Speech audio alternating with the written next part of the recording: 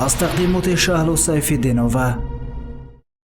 همیشه برایم میگفت که تو خیلی زود رنجی، ولی دلم میخواست برایش بگویم.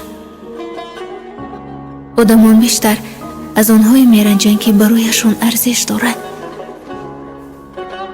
وگرنه بقیه که برایش هیچ اهمیتی نداره. نمیگویم برگرد و دوباره با هم باشیم،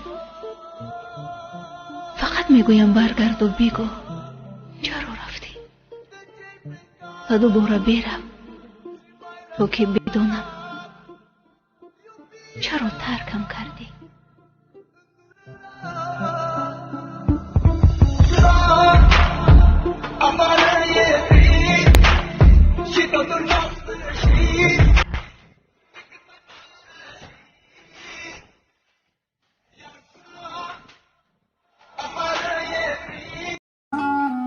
هر کی رو دیدید سیگار کشید ملامتش نکنید، خودش میداند غم پشت آن دود سیگار را.